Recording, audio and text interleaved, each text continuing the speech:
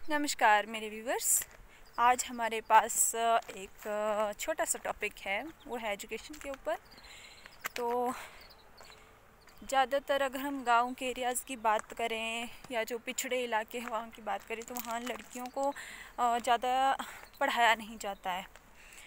उसके पीछे कई तरह के कारण दिए जाते हैं कि पराया धन है, कल को हम पैसा खर्च करेंगे लेकिन अगर ये सर्विस करती है ना, जॉब लगती है, तो वो तो किसी और के घर में जाएगी ना, हमको क्या फ़ायदा इसको पढ़ाकर। तो ये सोच बिल्कुल गलत है, क्योंकि वो आपका बच्चा है और उसे पढ़ाना बहुत ही ज़्यादा ज़रूरी है, क्योंकि वो उसको किसी और के घर में जाना है। तो वहाँ अगर उसके साथ अच्छा बिहेव ना हो या वहाँ उसे उसकी ज़रूरतें पूरी ना हो, तो ऐसे में वो क्या करेगी। इसलिए उसको तो एजुकेटेड होना और सेल्फ डिपेंड होना बहुत ज़रूरी है। तो ये सोच सरासर गलत है। और दूसरी सोच ये होती कि अगर लड़कियों को ज़्यादा पढ़ाएंगे तो लड़कियां बिगड़ जाएगी। एक्चुअल में ये सोच पता कहाँ दी जाती है। बिगड़ने या ना बिगड़ने से कोई संबंध होता ही नहीं, कोई ताल्लुक़ होता ही नहीं, क्योंकि शिक्षा हमें सभ्य बनाती है, असभ्य नहीं। लेकिन होता क्या है कि जब हम पढ़ते हैं, जब हमें पता चलता है हमारे राइट्स क्या है, हमारी ड्यूटीज़ क्या है और हम खुद के लिए क्या स्टैंड ले सकते हैं, खुद अपने पैर पर खड़े हो सकते हैं, जब ये सब कुछ बातें सीख लेती है लड़की, तो जो अत्याचार करने वाले लोग होते हैं ना और अत्याचार करते हैं, उसको नहीं सहन करती, उसके अगेंस्ट अपनी आवाज़ उठाती है। और जब वो उसके अगेंस्ट आवाज़ उठाती है तो ये बात जो है उनको ऐसी लगती कि भाई लड़की बिगड़ गई है, बट ऐसा नहीं है, बल्कि वो अपने राइट्स के प्रति जो है जागरूक है और उसकी जागरूकता को उसका मतलब कि बिगड़ापन मान लिया जाता है। बोलते ना कि अगर समाज औरत को दबा नहीं सकता है ना, तो उसके पतन मतलब कि उसे बदचलन, चरित्रहीन, पता नहीं कितने नामों से जाना जाता है या कितने नाम दे दिए जाते हैं, जबकि एक्चुअल में ऐसा कुछ होता नहीं है। और यकीनन मैं तो ये मानती हूँ कि जो दूसरों के लिए इस तरह के कमेंटमेंट करते हैं वो खुद वैसे होते हैं, क्योंकि कभी भी मतलब कि अगर आप लोगों को भी अगर मतलब कि ये बात ट्राई करनी हो तो आप यकीन करके देखिए, आप जैसे खुद हो ना, आप सामने वाले पर्सन को 100% वैसा ही मानोगे।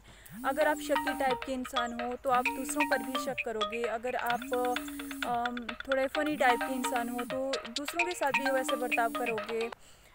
अगर आप चुपचाप रहते हो तो ये मतलब कि सामने वाले से भी यही अपेक्षा करोगे कि सामने वाला भी ज़्यादा बोले ना, वो भी चुपचाप रहे।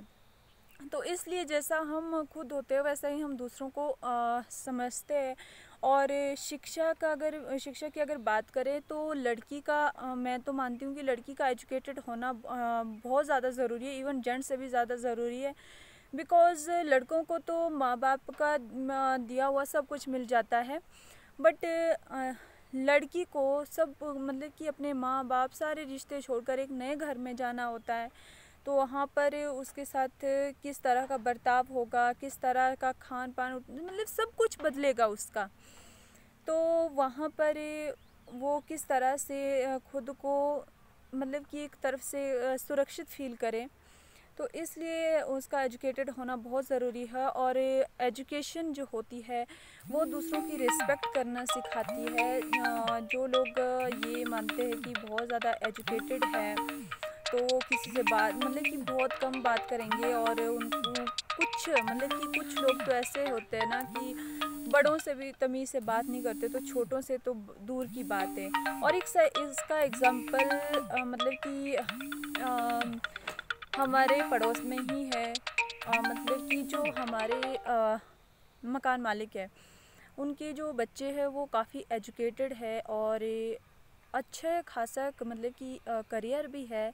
और इवन उनकी जो बेटी है वो तो जस्टिस का कर रही है। तो मतलब कि सोचो, वो जस्टिस का कर रही है लेकिन उनकी बात करने की जो सेंस है, मतलब कि आप सोच भी नहीं सकते, इतने सेंसिटिव तरीके से वो बात करते हैं।